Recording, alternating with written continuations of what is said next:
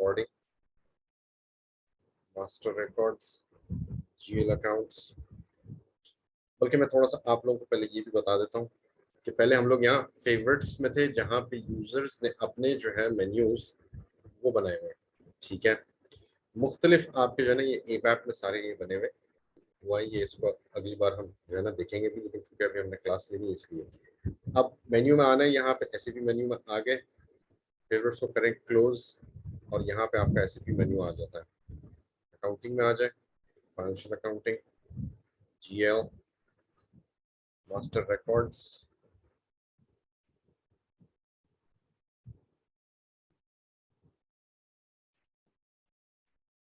Centrally. ठीक है, centrally देख देख लेते हैं। अच्छा, यहाँ पे अब हमारे पास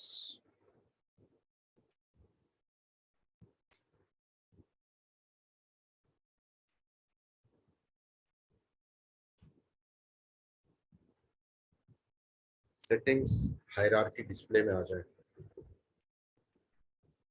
display accounts and navigation tree. अभी मैं इसको ओके करूंगा तो वो कहेगा कि आप अगली दफा जब इसको रिफ्रेश करके आएंगे या रिस्टार्ट करेंगे तो फिर चलाएगा। तो मैं क्या करूंगा, यहाँ से जाऊंगा /fs00, ये मुझे यहाँ पे ये दिखा देगा।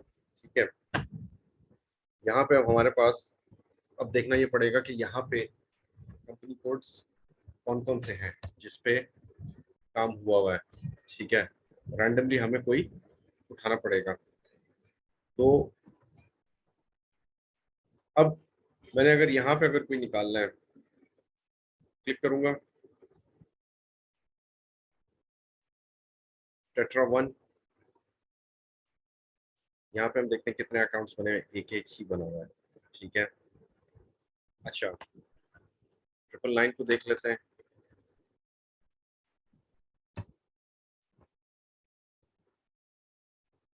ट्रिपल नाइन में हमारे पास हर उसमें जो है अकाउंट ग्रुप है, ये अकाउंट ग्रुप्स है बेसिकली। ठीक है, इसमें इन्होंने जीएल अकाउंट्स बनाए हैं। पिछली बार हमने शायद जीएल अकाउंट्स को वो किया था। 1 मिनट मुझे देते हैं आप लोग। अच्छा जी, अब पिछली बार हमने जीएल अकाउंट एक बना लिया था। अब चूंकि हमें ये सर्वर दूसरा, इसमें हमें नए सिरे से जो है ना वो कॉन्फ़िगरेशन करना पड़ेगा। और इसको मैं थोड़ा सा बस आपके साथ डिस्कस कर लेता हूँ आज। ठीक है ना, फिर मुझे जो है ना बैठ के एक पूरा एक सेशन लगा के इसे वो करना पड़ेगा। पहले हम देख रहे थे सेंट्रली। अब सेंट्रली से मुराद वो होता है कि यहाँ पे आपके पास जो टैब्स हैं, जो टैब्स हैं वो ज्यादा हो जाती हैं। कौन कौन सी टैब्स हैं? यहाँ पे है कंट्रोल डेटा है, क्रिएट बैंक इंटरेस्ट है, कीवर्ड ट्रांसलेशन है, इंफॉर्मेशन है, कंपनी कोड है, चार्ट ऑफ अकाउंट्स। ठीक है, मैं एक आधा कोई आपका जीएल यहाँ पे खोलता हूँ। बैलेंस शीट का अकाउंट है, करंट एसेट्स का है,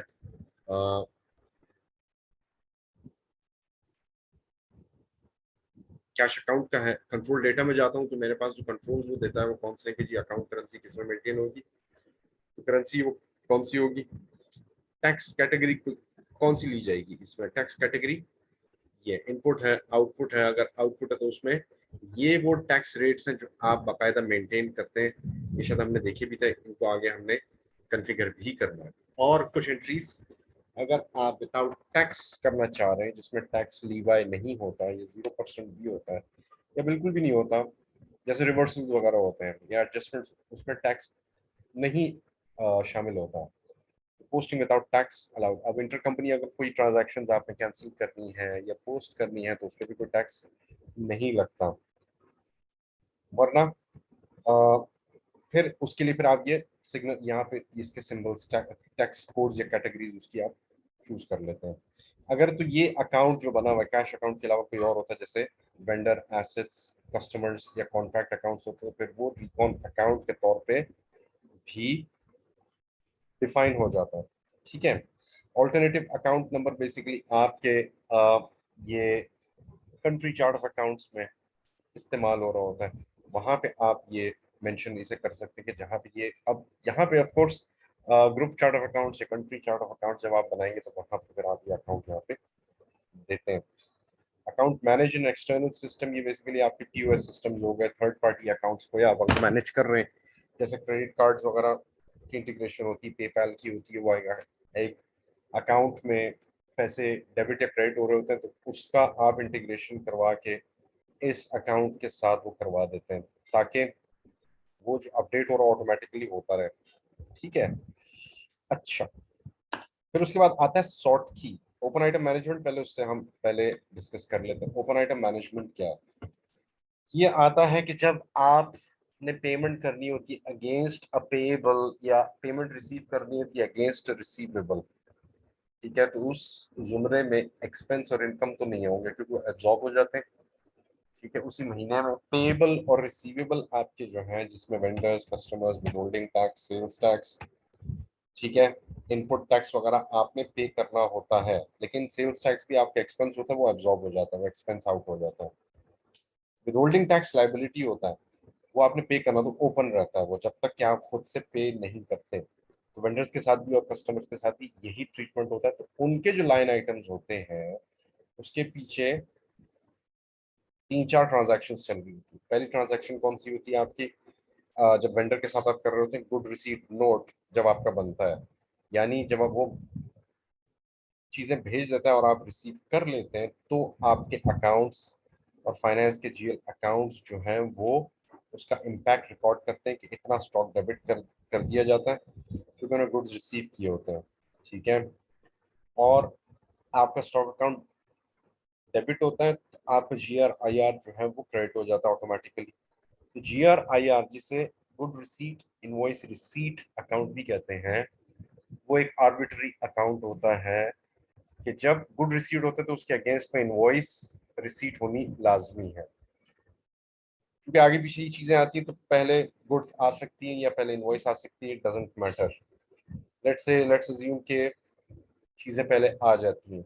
ठीक है, आपने गुड रिसीट किए फैक्ट्री के अपने दरवाजे पे, उसको क्यूए किया, उसकी काउंटिंग की और उसको पास करके आपके पास 100 उसने कार्टन भेजा, आपने 100 के 100 कबूल कर लिए।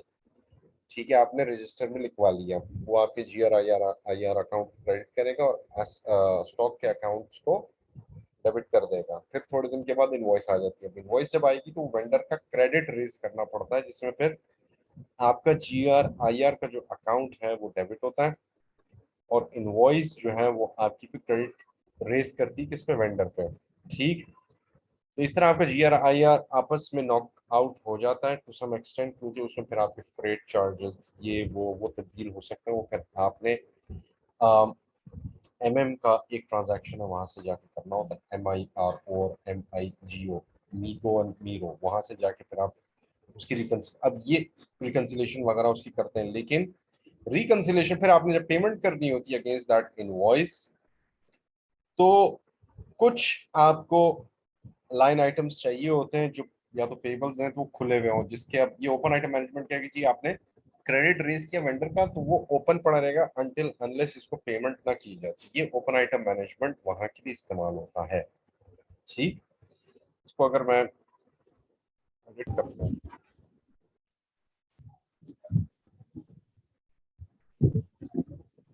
ओपन आइटम मैनेजमेंट में इसको क्लिक कर सकता हूँ। ठीक है, और यहाँ पे मैं खाली ओपन आइटम मैनेजमेंट करती हूँ क्योंकि बैलेंस शीट में कैश अकाउंट है, कैश अकाउंट जो है उसके ओपन आइटम होते हैं, वेंडर के जो होंगे ऑफ कोर्स वो होंगे।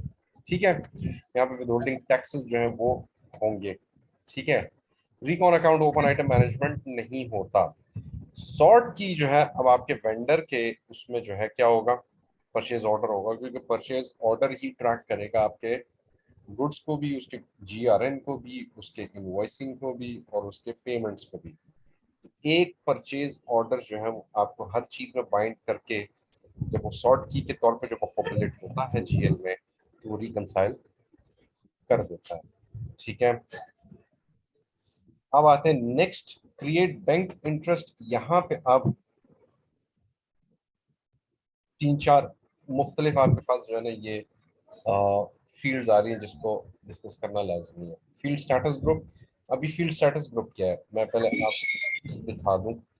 लिस्ट में आपके पास अब मुख्तलिफ कैटेगरीज के अकाउंट कैटेगरीज के जो है स्टेटस ग्रुप आ रहे हैं। ये क्या होता है? बेसिकली जब आप जीएल की एंट्री करने जाते हैं तो जीएल से रिलेवेंट फील्ड्स आपको नजर आएंगे। जीएल में फील्ड्स क्या आएंगे कि GL account number, debit credit का सिंबल, डेबिट क्रेडिट की अमाउंट, फिर उसके बाद रेफरेंस की फील्ड आती है, फिर उसमें डेट आती है, फिर उसके बाद फोलियो नंबर आता है, फिर उसके बाद करेंसी की आती है, कंपनी कोड। तो ये जितनी 7-8 चीजें मैंने आपको वैसी गिनवाई है। उसमें मैं क्या करता हूँ कि अगर जीएल मैंने कोई ऐसी बनाना है तो G001 लूंगा, जिसको अभी हम जाके देखें उसमें कौन कौन सी फील्ड्स आती है। मटेरियल कंजम्पशन, जब आपका स्टॉक रिसीव होता है और फैक्ट्री फ्लोर की तरफ डिस्पैच होता है, तो वो फिर कंजम्पशन की तरफ मूव होता है, और आपका स्टॉक अकाउंट जिस हिसाब से क्रेडिट भी हो जाता है, और वो कंजम्पशन अकाउंट्स में फिर कंज्यूम होना शुरू हो जाता है। तो उसमें फिर कंजम्पशन के हवाले से आपकी जो फील्ड्स है वो दिखाई जाएंगी। तो मैं आपको, ये तो होगा मटेरियल कंजम्पशन। एमएम एडजस्टमेंट है, जनरल है जिसमें टेक्स्ट आपका ऑब्लिगेटरी है, चेंज इन स्टॉक है, पर्सनल क्लियरिंग है, यानी मुख्तलिफ आपके पास वो है। 067 रिकॉन अकाउंट्स होते हैं, ठीक है। मैं आपको एक दिखा भी देता हूँ, इसमें मैं डबल क्लिक करता हूँ।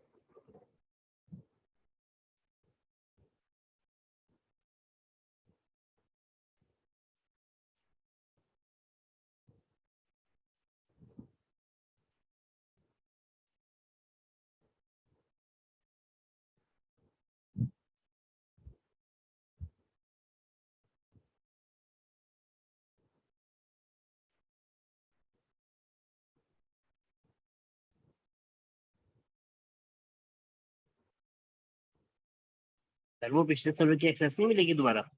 जी पिछले सर्वर की एक्सेस नहीं मिलेगी दोबारा?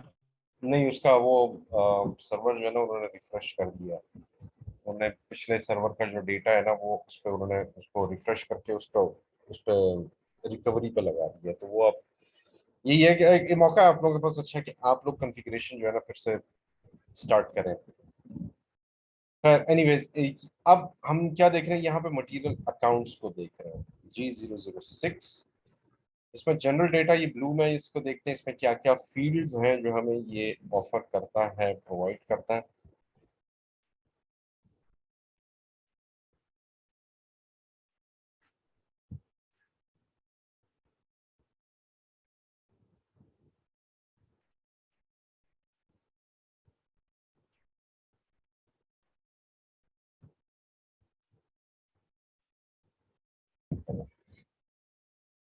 अच्छी बात है अगर आप लोग कर रहे हैं प्रैक्टिस। अच्छा जी, यहाँ पे इस फील्ड में देखें 3 ऑप्शंस वो देता है, यानी टेक्स्ट की फील्ड ऑप्शनल की हुई है, वरना वो रिक्वायर्ड भी कर सकता था। रिक्वायर्ड कुछ एरियाज में हो भी जाता है। असाइनमेंट नंबर ये दिया हुआ है, बाकी सारे उसने जो है ब्लॉक किए हुए हैं, यानी हाइड किया हुआ है।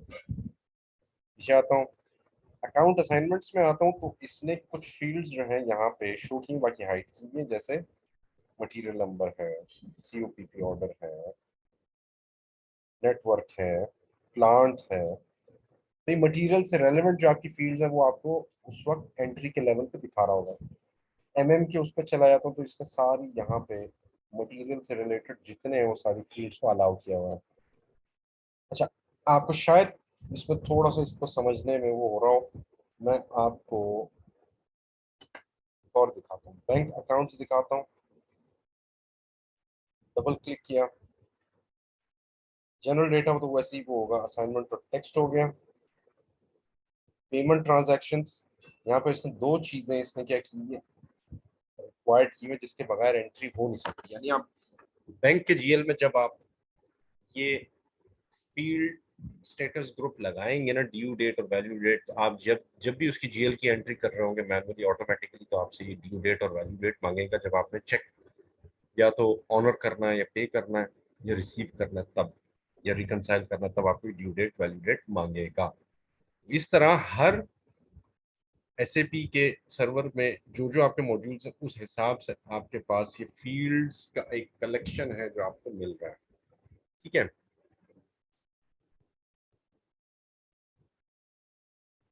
अच्छा, पोस्ट ऑटोमेटिकली आपके, अब मैं अगले इंशाल्लाह लेक्चर में इसको डिस्कस करूंगा आप लोगों के साथ।